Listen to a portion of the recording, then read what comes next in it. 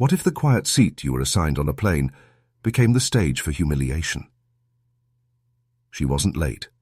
She wasn't loud. She wasn't wrong. And yet, the flight attendant's voice cut like glass, forcing her to the back as if her presence was an offense. Strangers watched but said nothing.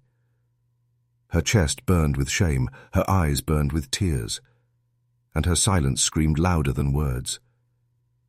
But just when she thought she'd be erased, the captain's voice shattered the cabin, calling her name. The airport was alive with its usual symphony. Heels clicking against polished floors, the low murmur of announcements echoing overhead, the scent of brewed coffee drifting from kiosks tucked between gleaming gates. People moved like rivers, each carrying their own private story. Families reunited in tears, businessmen scrolled through emails, children tugged their parents toward candy displays. To everyone else, this was just another departure. For her, it was supposed to be a quiet escape. A few hours in the air, a temporary pause from the invisible weight she had carried for years. She walked with her shoulders slightly hunched, as if apologizing for taking up space. Her carry-on rolled unevenly, one wheel squeaking with every turn, a small detail that made her cringe each time it echoed in the wide hall. She had learned to live like that wheel, functional but flawed, easy to overlook. She clutched her boarding pass like a lifeline, the paper dampening in her palm. Row 12, seat C. Aisle, not too close to the window, not too close to the center. Safe, or so she thought.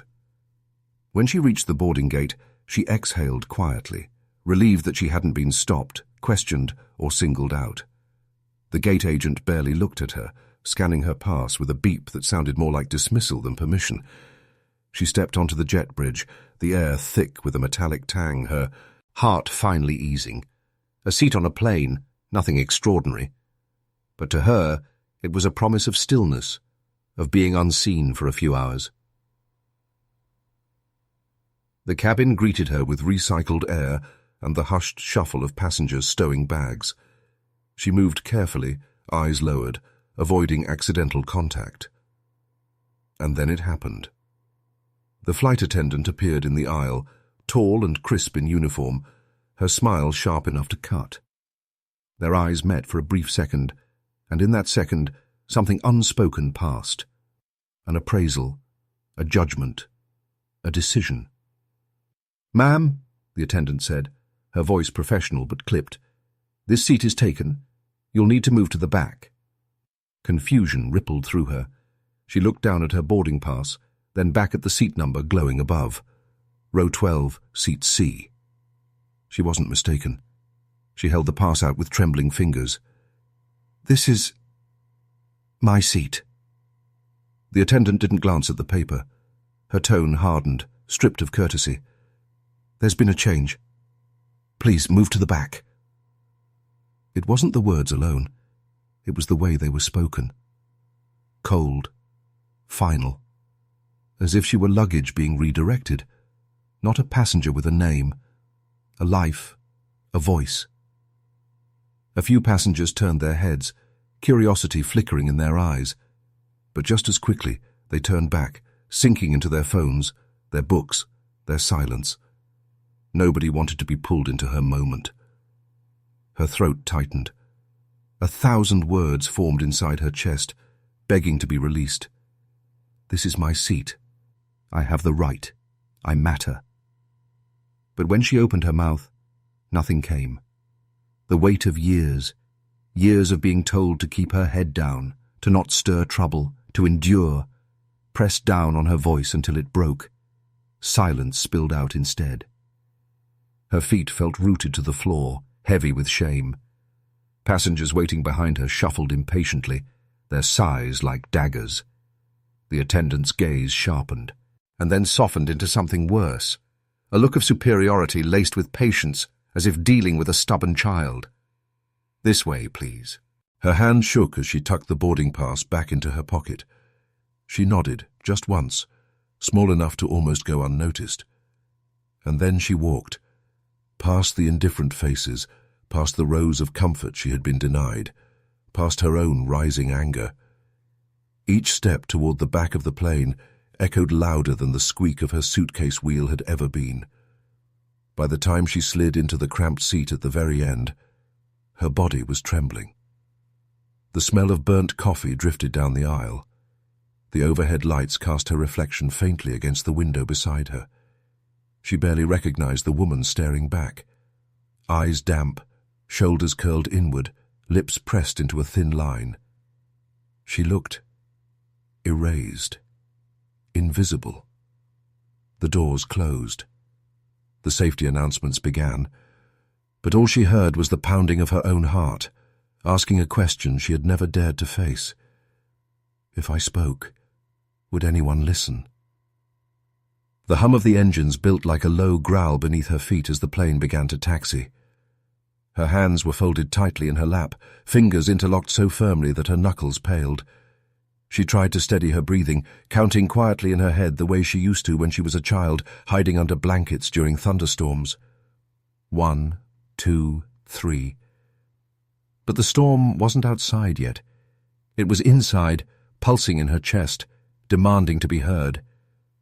Her gaze lingered on the boarding pass still peeking out of her pocket. The numbers were there in bold black ink. Row 12, Seat C. Proof. Evidence. Truth. And yet none of it mattered. The attendant's command had overruled her existence. It wasn't just about losing a seat. It was about losing ground in a battle she had never chosen, but had always been forced to fight. Memories pried their way into her mind like unwelcome passengers.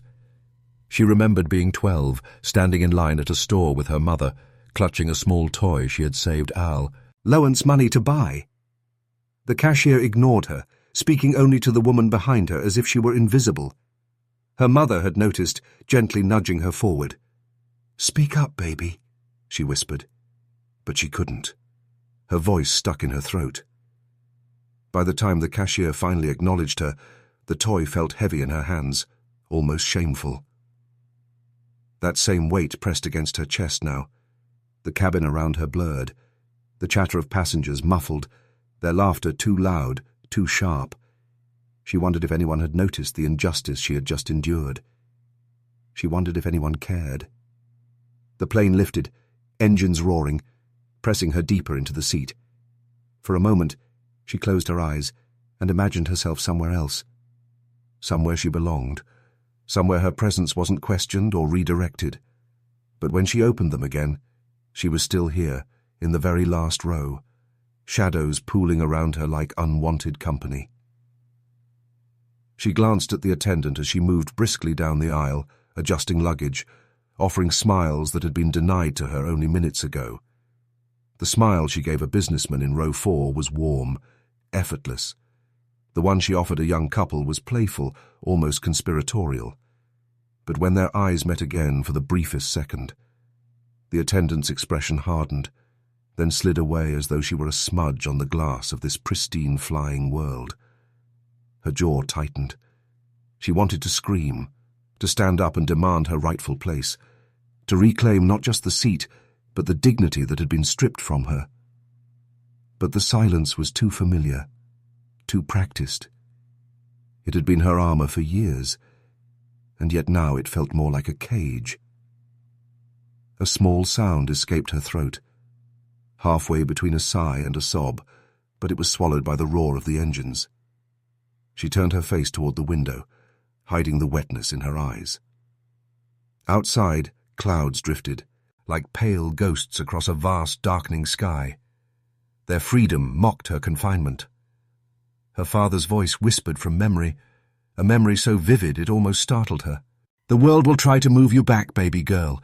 They'll try to shrink you, but don't you let them." She had nodded then, full of belief, full of fire.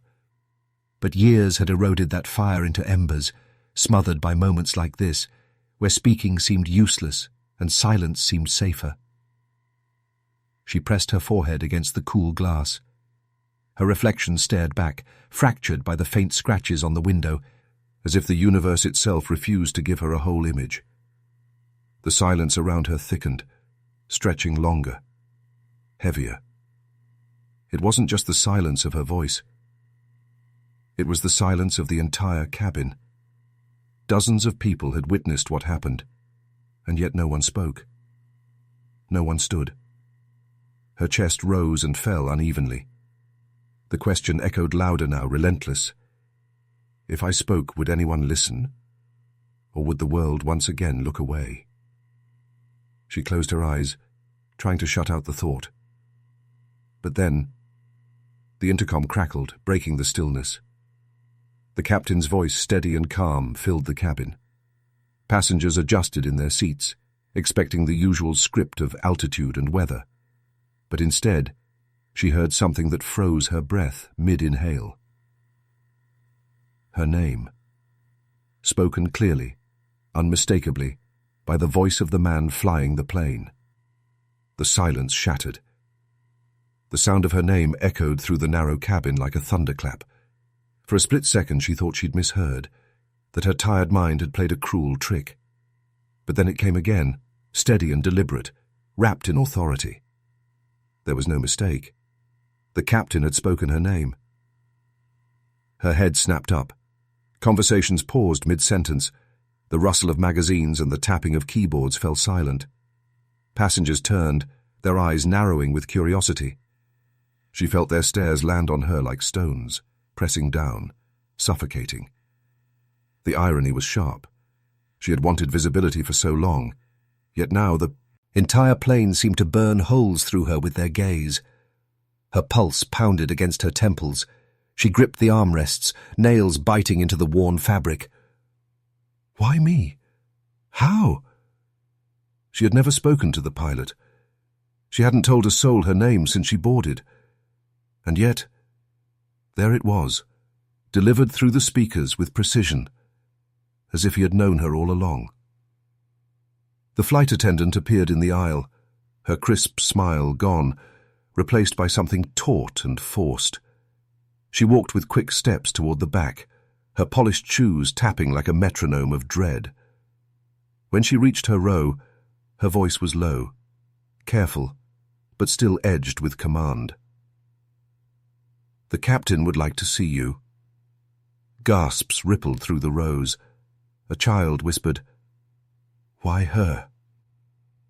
A businessman craned his neck, and an older woman muttered under her breath. The weight of their curiosity tightened around her throat. She wanted to disappear. She wanted to dissolve into the scratchy seat, to blend into the background as she had always done.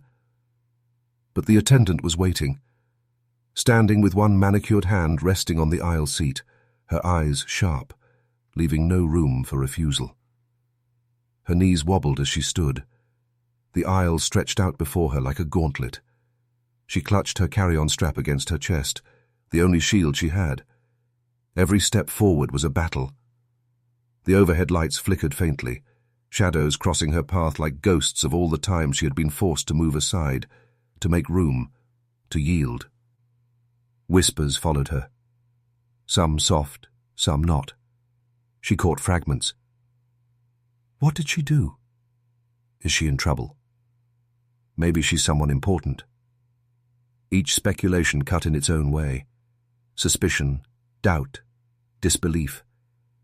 Nobody seemed to consider the possibility of dignity.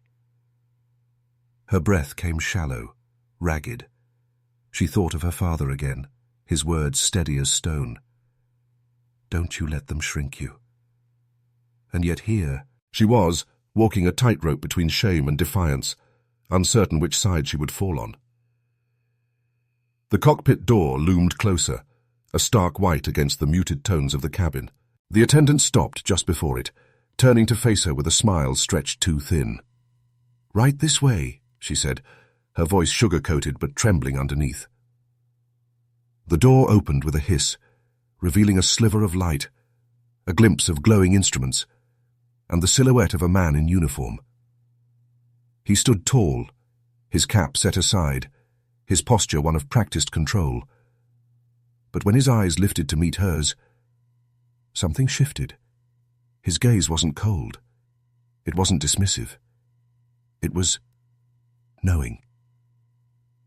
She froze at the threshold, torn between stepping forward and retreating.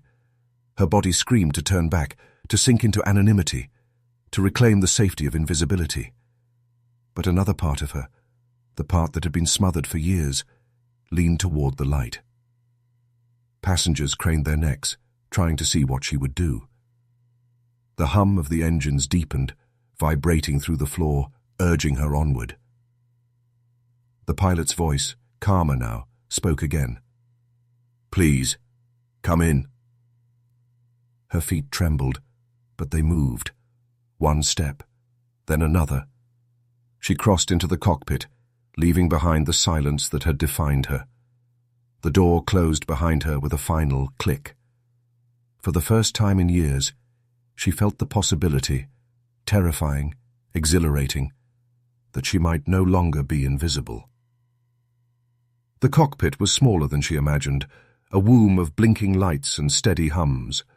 The glow of the instrument panels painted the space in shades of green and amber, bathing the pilot's face in a cinematic half-light. His presence was commanding yet strangely gentle, like a storm contained inside a man. She hesitated at the doorway, her body half-turned as though she could still retreat to the anonymity of the back row. But the click of the door sealing behind her left no room for escape. The captain gestured toward the small, fold-down jump seat beside him. "Please, sit." Her throat tightened. She could feel the eyes of the attendant still burning into her back, though the woman had stepped out and closed the door. It felt like being delivered to judgment. Her palms dampened, her knees threatened to buckle, but she obeyed, lowering herself onto the narrow seat. The leather was cool, almost foreign against her skin. The silence stretched for a moment, broken only by the rhythmic beeps of the navigation system. She stared at her hands, folded tightly in her lap. She didn't know what to say, and she wasn't sure if her voice would even work if she tried. Then the captain spoke, his tone low, deliberate. "You don't deserve what just happened out there." Her head jerked up, eyes wide. She hadn't expected acknowledgement. Not from him, not from anyone. His gaze was steady, unwavering, and in it she saw no judgment, only recognition. Her lips parted, but the words tangled in her throat. All she managed was a whisper. Why are you doing this?" A faint smile curved his lips, not of amusement, but of something closer to sorrow. He leaned back, the leather of his seat creaking under the shift of his weight. "Because I know what it feels like to be dismissed, to be pushed aside as if your presence offends the order of the world." She blinked, disoriented. This was not the rehearsed script of a pilot. Altitude, turbulence, weather reports. This was personal. This was confession. The hum of the engines filled the pause between them. He turned a dial, adjusted a lever, his movements practiced, almost instinctual, yet his attention never drifted from her. "When I was young, I learned early what it meant to be invisible," he continued. "Doors closed before I could even knock. Opportunities snatched away before my hands could reach. People looked at me and decided I wasn't worthy before I opened my mouth." Something inside her stirred. An ache, an echo. She swallowed hard, her chest tightening. "And now?" she asked, her voice fragile, uncertain if she wanted the answer. His eyes softened. Lines of fatigue etched deeper across his face. "Now I wear these wings, this uniform, and the world treats me as though I belong.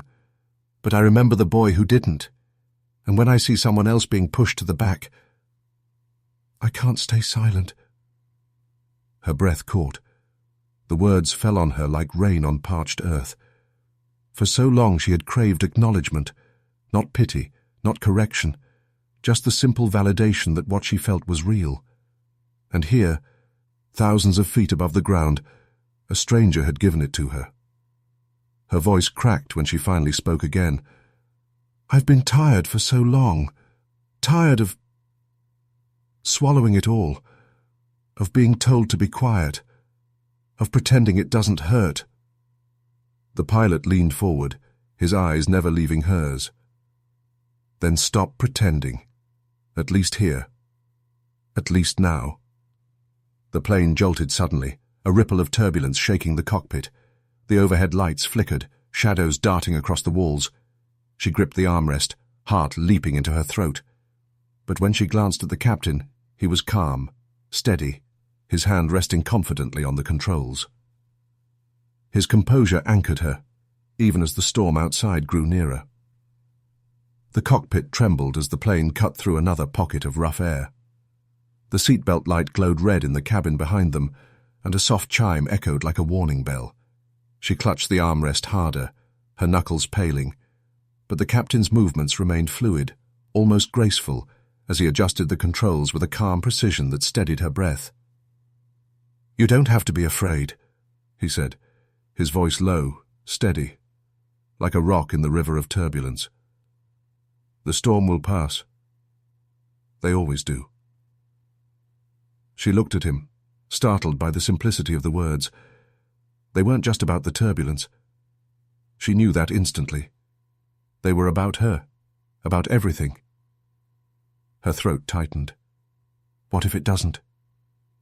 He glanced at her, his expression unreadable in the glow of the panel sights. "Then you learn how to fly through it." The plane steadied for a moment, leveling out, though faint tremors still pulsed underfoot.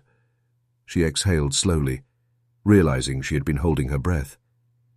His words lingered inside her, echoing against memories she had buried deep.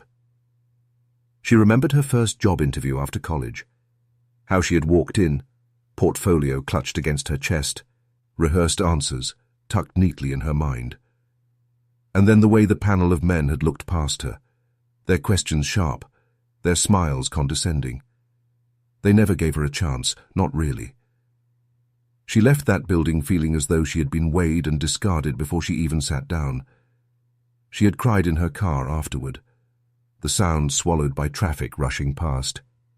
"Flying through it," she whispered to herself, as if testing the words. The captain adjusted another lever, his eyes fixed on the horizon. "Most people think strength is about shouting the loudest," he said. "But sometimes, real strength is refusing to disappear, even in silence."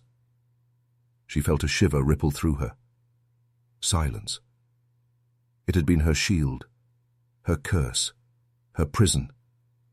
She wanted to believe him, wanted to think silence could hold power, but deep down she feared it was nothing more than surrender. Her voice wavered as she asked, "Do you really believe that? That silence can be strength?" He leaned back in his chair, the dim lights carving shadows across his face. "I believe strength wears many faces. Sometimes it's silence. Sometimes it's a storm of words. What matters is choice. Did you choose your silence? Or was it forced upon you?" The question pierced her like a blade. She thought of her childhood, of teachers who ignored her raised hand, of friendships that dissolved when she spoke too boldly, of lovers who praised her gentleness but never her fire. Had she ever chosen silence, truly? Or had it been chosen for her, pressed into her until it became second nature? Her chest ached with the weight of it. She wanted to scream, to finally let out every word she had swallowed, every injustice she had endured. But her lips stayed closed, trembling with the effort. The turbulence returned, more violent this time. The plane lurched, rattling against invisible fists of wind. The cockpit lights flickered again, shadows dancing wildly across the walls. A soft gasp escaped her as she braced herself, nails digging into the armrest. The captain remained unshaken, though she saw his jaw tighten with focus. "Hold on," he murmured, his voice steady. "We'll make it through." She clung to the words as much as the seat. Something about his certainty wrapped around her like an anchor. In that moment, she believed him, not just about the storm outside, but about her storm inside. And yet beneath the calm, another question burned inside her chest, fierce and undeniable. Why me? Why did he call my name out of everyone on this plane? Her lips parted, the words trembling on the edge of release.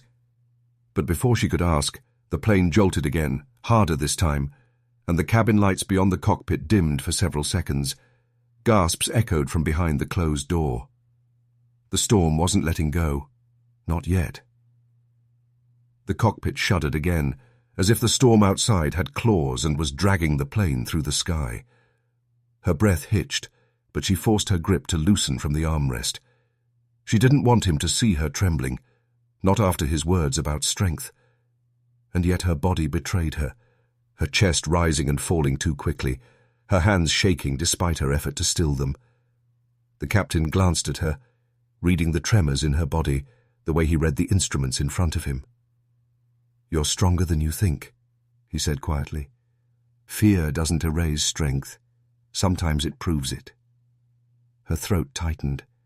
His words lingered, brushing against the places in her she kept hidden, and still the question burned hotter, refusing to be swallowed. She couldn't hold it back anymore. "Why me?" she asked, her voice breaking into the hum of the cockpit.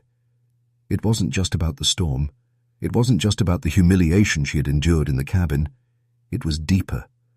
Why had he singled her out, spoken her name, pulled her into this space that felt like both sanctuary and interrogation?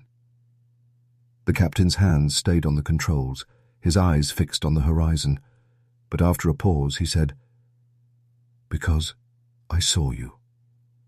Her heart stumbled. "Saw me?"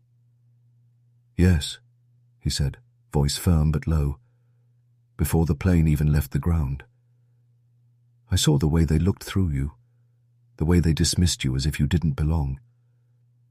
And I saw the silence you wrapped around yourself like armor. You reminded me of someone I used to be, someone I promised I'd never ignore if I met them again." The words struck her like a wave. She felt both exposed and strangely understood. Her whole life, invisibility had been her curse. And now this man, this stranger, claimed he saw her more clearly than anyone ever had. Her eyes burned, but she blinked hard, refusing to let the tears fall. "You don't know me," she whispered. "No," he admitted, finally turning to face her fully. His gaze was steady, unwavering, like the plane itself depended on his calm. "But I know what it feels like to be pushed aside, to be told you belong at the back. And I know what it feels like to carry silence until it becomes heavier than your own skin." Her breath caught, a small sob escaping before she could stop it. She pressed a hand to her mouth, ashamed of the sound. But he didn't flinch. He didn't pity her. He simply waited, steady, as if giving her the space to breathe. The storm outside roared, lightning flashing through the small cockpit windows, illuminating his face in sudden white light. In that harsh brilliance, she saw more than authority in him. She saw weariness, old scars etched deep in the lines of his expression. He wasn't offering her sympathy from a place of comfort. He was speaking from experience, from battles he had survived. The plane jolted hard, pulling her forward against the restraints of the jump seat. She gasped, gripping the straps across her chest. Adrenaline surged, but his voice cut through the chaos. "You asked why, that's why. Because silence breaks people. I won't watch it break you." Something inside her cracked then. Not like glass shattering, but like a shell finally opening. For the first time in years, she let herself believe that maybe her silence wasn't the only option. She turned her face toward the window, tears streaking silently down her cheeks. The storm outside raged, clouds roiling like a living thing. But in the glass she caught her reflection. Not small, not erased, but alive, trembling, seen. Her voice returned in the smallest of whispers, but it was hers. "I don't want to be invisible anymore." The captain nodded once, firmly, as though sealing a pact. "Then this flight will be where that ends." A crack of thunder shook the plane, and the cabin lights flickered once more. But inside the cockpit, for the first time, she felt something like light rising inside her. The cockpit had steadied, though the storm still grumbled beyond the windows like an impatient god. Inside, the air carried a strange stillness, heavy but intimate. She sat rigid in the jump seat, her fingers absently tracing the edge of the belt buckle across her lap, her eyes darting between the glowing instruments and the captain's profile. He hadn't spoken for several minutes, giving her silence, but not the same silence she had carried all her life. This one wasn't suffocating. It was space. Her chest rose and fell unevenly. The captain's words from earlier echoed in her bones. "Because I saw you." They felt impossible and undeniable all at once. She had spent so long, believing no one truly noticed her, not in the way that mattered. Now, sitting inches away from this stranger who commanded the skies, she felt exposed in a way she hadn't prepared for. Her lips parted, then closed again. She tried once more, but the words snagged like thorns in her throat. She hated how difficult it was. To speak, to admit, to allow herself to be heard. But the captain didn't look at her impatiently. He didn't demand. He simply adjusted a dial, steady and patient, as if her silence was not weakness, but a prelude. When she finally spoke, her voice was small, like a child's. I've been invisible for so long." The captain's head turned slightly, his eyes meeting hers. No judgment, no disbelief, just waiting. Her fingers tightened on the buckle. "At work, at school, even in relationships, I've always been convenient to forget." A bitter laugh escaped her, though it sounded closer to a sob. "People remember what I can do for them. They never remember me." The memory hit before she could stop it. A college classroom, her hand raised with the answer, the professor's eyes sliding past her to the boy beside her. He'd said almost word for word what she had been about to speak, and the professor smiled, nodding, "Exactly right." The class had applauded him, and she'd lowered her hand, burning with shame. She blinked, her vision swimming. The cockpit blurred, replaced by dozens of moments like that, years of them, stacked one upon the other like bricks in a wall she couldn't climb. Her voice broke. "It hurts more than I ever let on. Pretending it doesn't matter. Pretending it doesn't. Kill me inside." The captain's hands tightened briefly on the controls.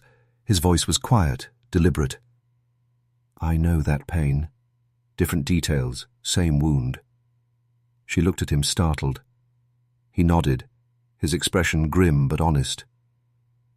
"I grew up being told I wasn't enough, that I didn't belong in the places I wanted to reach. People laughed at the idea of me becoming a pilot. Some of them still laugh, even now.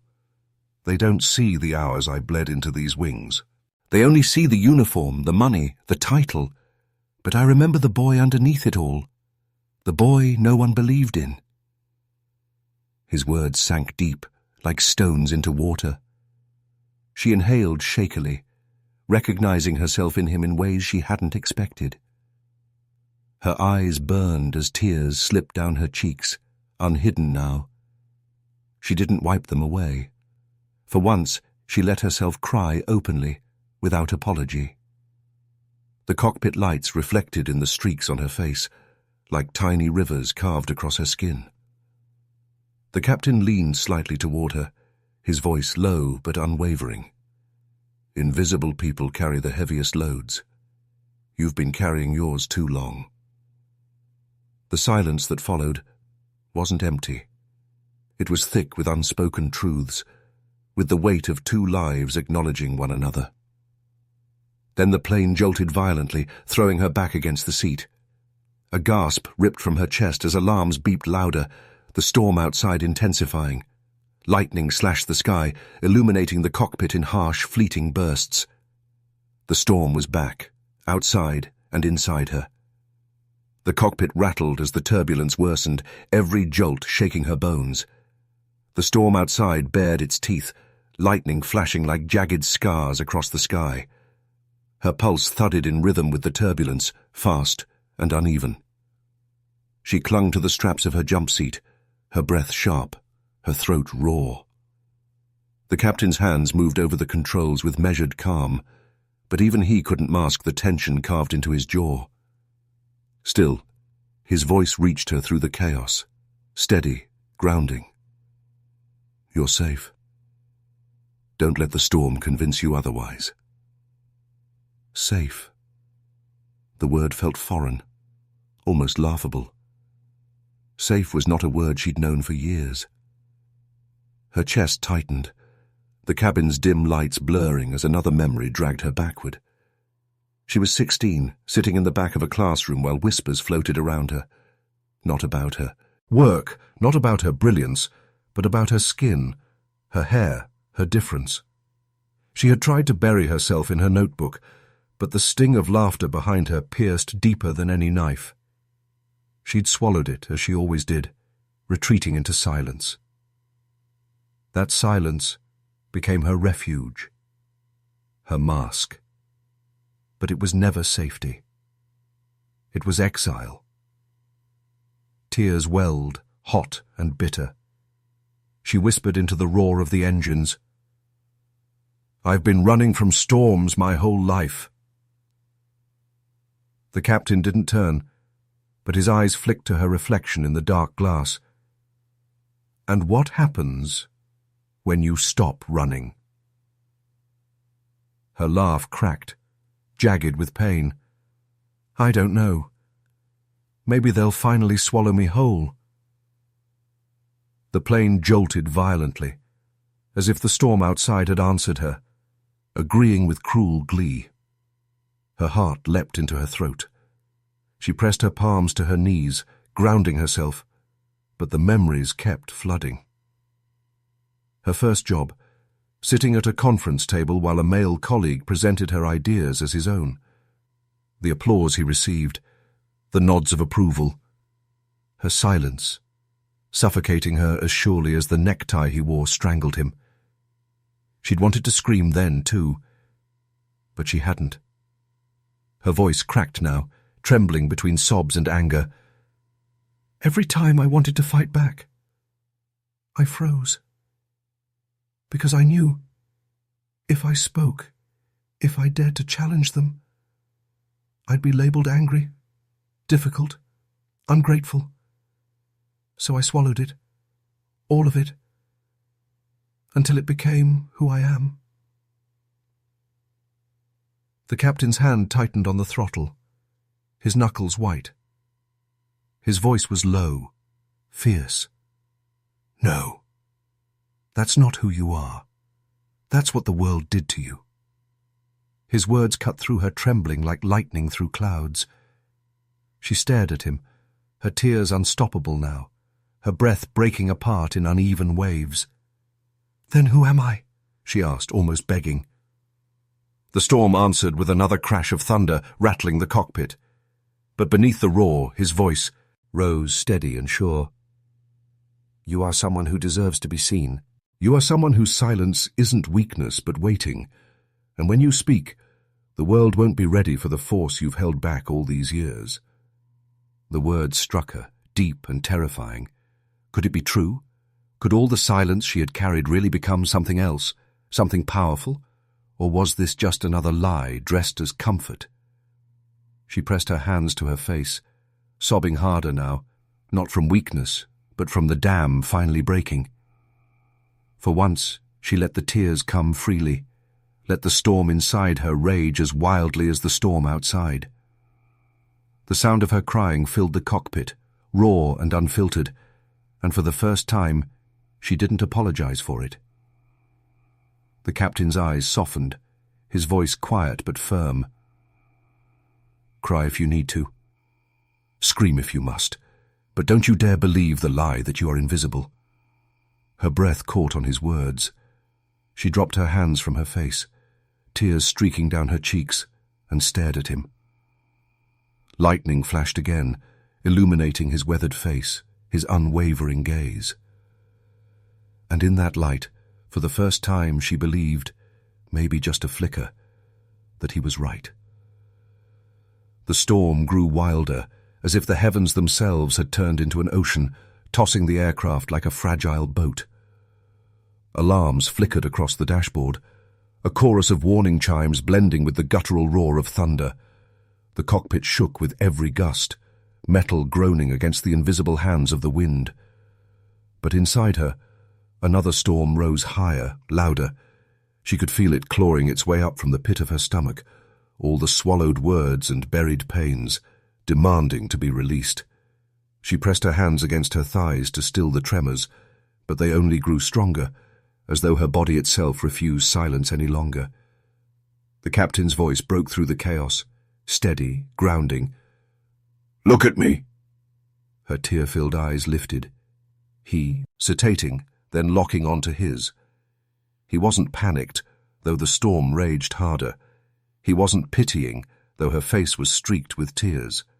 He was present, his gaze holding hers like an anchor. "You're not going to fall apart," he said softly, but with conviction. "Not now. Not after carrying this much for this long." Her lips quivered. "But I already am." "No," he countered, shaking his head slightly as he steadied the controls. "What you're feeling isn't breaking. It's releasing." His words cracked something deeper. The sob that tore from her throat was raw, jagged, like glass shattering. She gripped the edge of her seat, her shoulders shaking, her whole body racked with the force of it. And then it came. The truth she had never said aloud. Not to friends, not to family, not even to herself in the mirror. "I've spent my whole life believing I wasn't enough," she cried. "That no matter what I did, no matter how hard I tried, I would always be less worthy, less seen, less loved." The words fell into the cockpit like stones sinking into a deep well.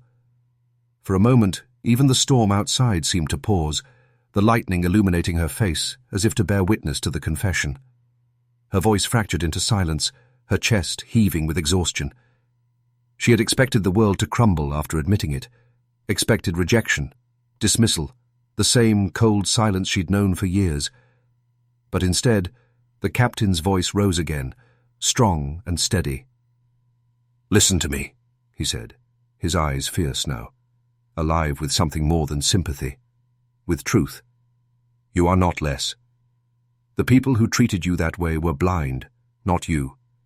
They wanted you small because your presence made them feel smaller. Don't confuse their fear with your worth."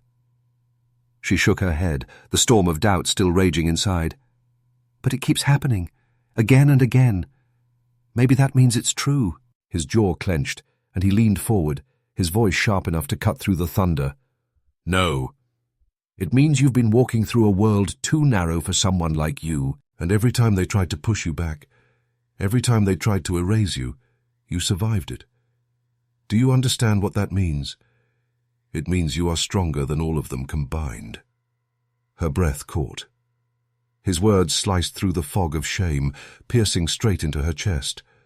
Stronger than all of them combined. Could that be possible? Could her survival itself be proof of strength? Another flash of lightning bathed the cockpit in white. She closed her eyes, the tears still spilling, but now mixed with something else, a trembling flicker of hope. The captain's voice softened again, dropping low, almost like a vow. "The world may not have seen you yet, but I do. And from this moment on, you'll never go unseen again." Her heart lurched at the certainty in his tone. For the first time in years, she didn't feel like a shadow. She felt visible. The storm outside roared louder, rattling the cabin, but the storm inside her shifted, the sharp edges softening, the darkness thinning just enough for light to break through. And as she stared out at the endless sky, trembling but alive, she whispered into the hum of the engines, a vow to herself as much as to him. No more silence.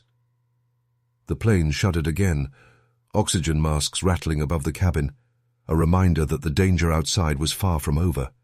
But inside, she had crossed a line she could never return from. she had spoken. The storm outside no longer whispered.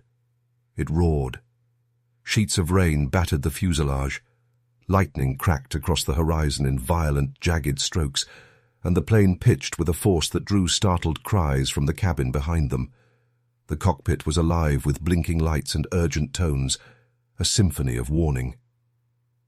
She sat strapped into the jump seat, every muscle tense, her breath shallow and quick. The silence she had finally broken still lingered in the air like smoke after a fire. But now the storm demanded her attention, dragging her back into fear. She gripped the armrests, nails pressing crescents into the fabric as the aircraft shuddered violently. The captain's voice cut through, steady but commanding. "Hold on. Trust me." She wanted to. God, she wanted to. His voice had become a tether, something she could cling to in this chaos. But trust had always been fragile for her, brittle from years of betrayal, dismissal, and disappointment. Now, faced with a storm that threatened to tear the sky apart, she felt it tested again. A jolt rattled her spine, and she gasped, heart racing.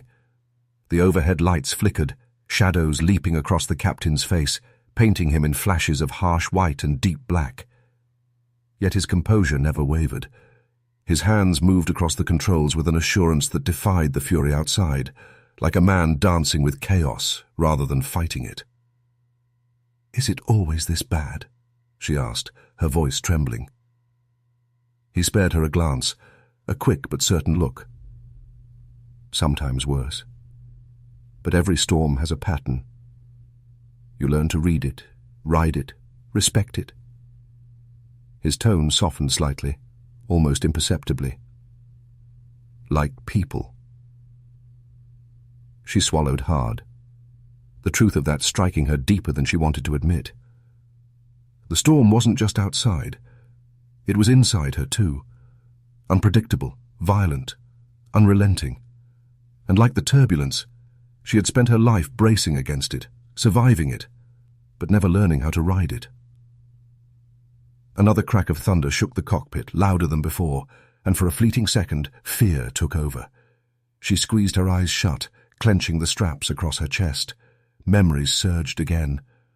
Of nights she cried alone in her apartment, the muffled sobs swallowed by walls that would never answer back. Of sitting at family dinners where her words were drowned out by louder voices. Of walking into rooms where Chopin. He felt like a shadow clinging to the edges. Her body shook, but not just from the turbulence. The storm outside was merciless, but the storm inside was relentless. They collided within her, pressing her closer to the breaking point. Then, through the thunder and her racing thoughts, his voice came again. Calm, certain, anchored. "Breathe." She opened her eyes, startled. He wasn't looking at her, his gaze still on the horizon, but he knew. He knew the panic was wrapping around her chest, knew the storm was threatening to pull her under.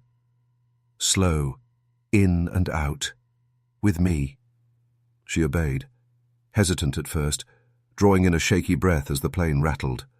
Out again, her body resisting, wanting to hold on to the fear. But his voice guided her, steady and rhythmic, until she matched it. In, out, in, out. The storm didn't calm, but her heart did, just enough to feel a fragile thread of control return.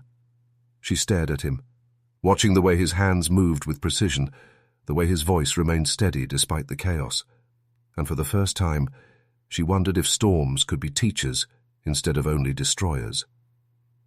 A sharp lurch threw her against the seat, oxygen masks trembling above the passenger cabin, muffled screams piercing the thick door behind them.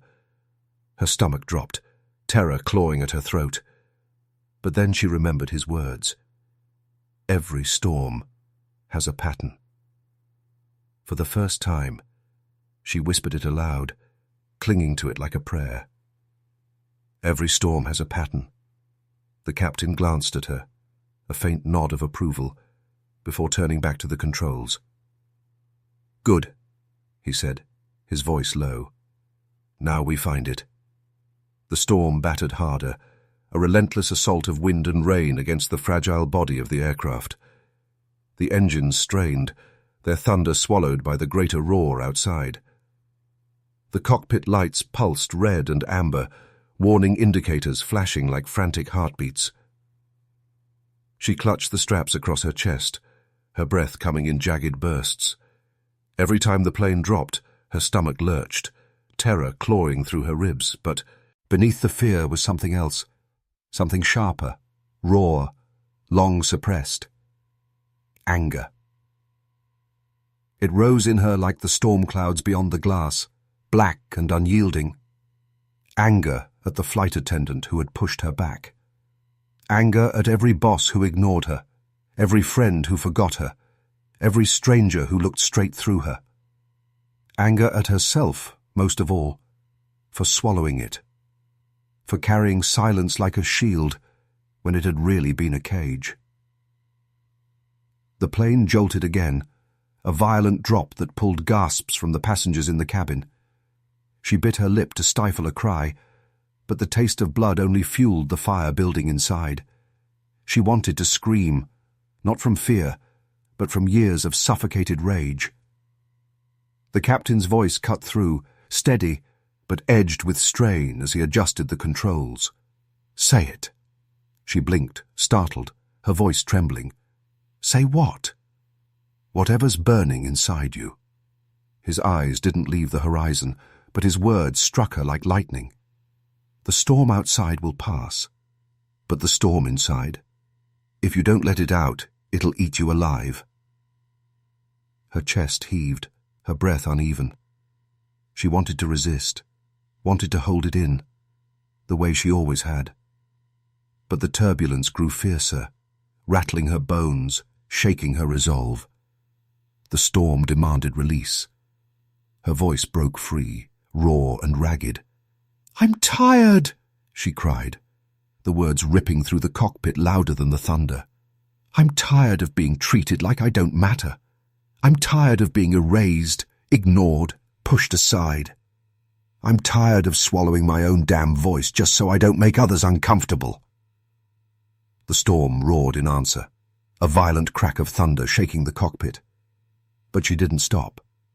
Her words poured out, jagged and unstoppable. "I hate that I've spent years making myself smaller so others could feel big. I hate that I've been afraid to fight back, afraid of what they'd call me if I dared to speak. I hate that I let them make me believe I was less." Tears streamed down her face, hot and unrelenting, but her voice was stronger than it had ever been. She wasn't whispering now. She was shouting, every syllable a strike against the silence that had bound her. The captain's jaw was tight, but his eyes softened as he glanced at her briefly. "Good," he said, his voice calm even as the plane rattled around them. "Don't bury it. Let the storm hear you." Her fists clenched against her thighs, her whole body trembling with release. She screamed again, louder this time, into the roar of thunder. "I matter! Do you hear me? I matter!" The sound ripped from her throat, fierce and primal, and for a moment it felt like the storm itself paused, listening. Her breath came in ragged waves, her chest burning. But for the first time in years, she felt lighter. The rage that had been buried so long had finally broken free, and though it left her exhausted, it also left her unshackled. Lightning flashed across the cockpit windows, illuminating her face streaked with tears, her eyes wild but alive.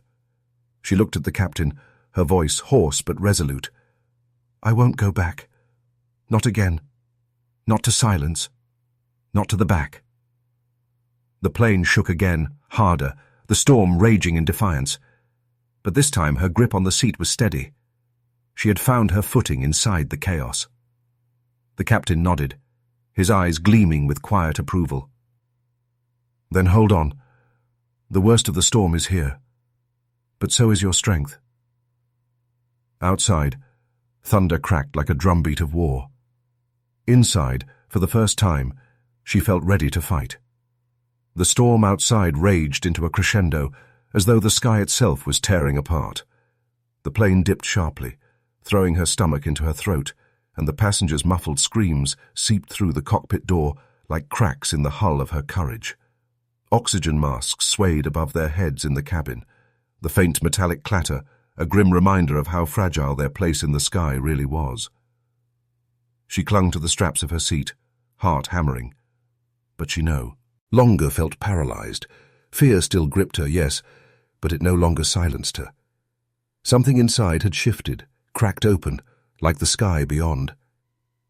The captain's hands moved with deliberate precision, his voice cutting through the storm. "We're in the worst of it. Once we break through this layer, the skies will ease."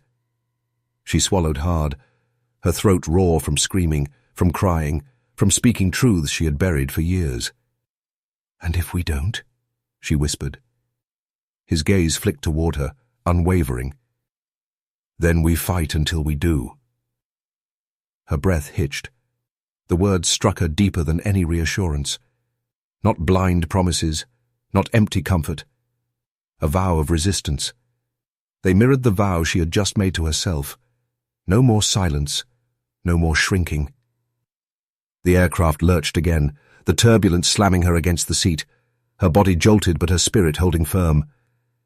She thought of the attendant who had ordered her to the back, of all the faces who had dismissed her, and for the first time, she didn't feel diminished. She felt like fire. The storm bellowed its fury, lightning igniting the cockpit in searing flashes. In one burst of white, she saw herself reflected in the window. Not a shadow, not erased. A woman trembling, yes, but a woman alive, fierce, undeniable. She heard her father's voice again, rising from memory. "The world will try to move you back. Don't you let them." Tears welled, but they weren't only sorrow. They were something else, something freer, brighter. She whispered to herself, barely audible over the engines. "Not anymore. Never again." The captain's voice rose over the thunder. "You see that?" He gestured with his chin toward the horizon, his hand steady on the controls. She followed his gaze. Beyond the chaos, just for a flicker of a moment, she saw it. A thin break in the clouds, faint but real. A crack of light bleeding through the Daras. "Ness." "Yes," she breathed. "That's where we're headed," he said firmly. "Through the worst of it, into the clear." Her chest tightened, her pulse racing. The metaphor wasn't lost on her. The storm of her life, the silence she had carried, the rage she had finally released. And now, the break in the clouds, fragile but waiting. The plane shook harder, the storm roaring as if to test her, to drag her back into fear. Her instincts screamed to close her eyes, to retreat, to shrink. But she didn't. She held the captain's words close, clung to the fragile thread of light ahead, and refused to look away. The turbulence peaked, throwing her forward against the restraints. She gasped, her body trembling. But she shouted into the chaos, her voice hoarse but fierce. "I won't go back." The storm answered with one final violent jolt. And then, suddenly, the plane surged upward, breaking through the top of the clouds. Light poured into the cockpit, brilliant and blinding. The sky above was vast and clear, the storm now churning below them like an ocean they had conquered. Her breath came in shuddering gasps, tears streaking her face, but she couldn't stop staring at the horizon. It was open, infinite. For the first time, so was she. The captain exhaled, a deep, steadying breath, then glanced at her with a faint, knowing smile. "Told you. Every storm has a pattern, and every storm passes." Her chest swelled, a sob caught between grief and wonder. She looked out at the endless expanse of blue, the storm shrinking beneath them, and whispered, "So do people." The silence that followed wasn't empty anymore. It was full, of survival, of strength, of possibility. The storm was behind them now, a monstrous sea of cloud and lightning fading into memory below. Above, the sky stretched wide and endless, a cathedral of calm blue where sunlight poured through in golden waves. The cockpit no longer rattled. The alarms had quieted. For the first time in what felt like forever, the air was still. She sat motionless in the jump seat, her body trembling with exhaustion, but her spirit, raw and cracked open, pulsed with something she had never dared to claim before. Strength. Her cheeks were damp, her throat hoarse, her muscles aching from tension. But she wasn't the same woman who had been forced into silence in the back row. Somewhere in the storm, she had found her voice. The captain adjusted a few final dials, his movements steady, precise, the calm mastery of a man who had faced countless storms and carried them all. But then he turned toward her, his eyes catching the sunlight that spilled through the glass, and for the first time, she saw him not as a distant figure of authority, but as a witness, someone who had seen her fully, in her fear and in her fire. "You don't belong at the back," he said quietly, almost as if reading her thoughts. His words landed heavier than the turbulence ever had, because they weren't about a seat. They were about her life. Her lips trembled. She wanted to argue, to dismiss, to slip back into the comfort of invisibility. But she couldn't. The storm had stripped away the excuses. She swallowed, her voice fragile but clear. "Then where do I belong?" A faint smile touched his mouth, not of pity, but of certainty. "Forward." The word hung between them, heavy and luminous, a promise and a challenge. The cockpit door opened behind them with a soft hiss. The flight attendant stepped inside, her face pale from the ordeal of the storm. Her eyes flicked between the captain and the woman, her expression strained, as though the ground beneath her feet was no longer as solid as it once had been. The captain stood, his presence filling the small space. He didn't raise his voice, but his tone carried authority sharpened by conviction. "She's not sitting in the back." The attendant faltered, her lips parting in protest, but the captain's gaze silenced her. The tension between them was thick, unspoken, but undeniable. Then, with a reluctant nod, the attendant stepped aside, her posture stiff as she gestured toward the aisle. The woman's legs felt heavy as she stood, her body weak from adrenaline, but her steps were steadier than she expected. The aisle stretched before her again, but it no longer felt like a gauntlet. Passengers turned, their eyes wide, their whispers rising. She felt their gaze, but instead of shrinking beneath it, she lifted her chin. Her footsteps echoed softly against the floor, every step forward a reclamation. She walked past the rows of seats where silence had once confined her, past the curious stares that once would have pierced her, and into the space where belonging had always been denied to her. When she reached the first-class cabin, the captain gestured to an open seat, plush, spacious, bathed in light. He stood tall, his voice carrying across the cabin, steady and undeniable. "This is where she belongs." A hush fell. The passengers stared, some in surprise, others in awe, a few in shame. She lowered herself into the seat, her breath trembling, her hands smoothing over the armrests.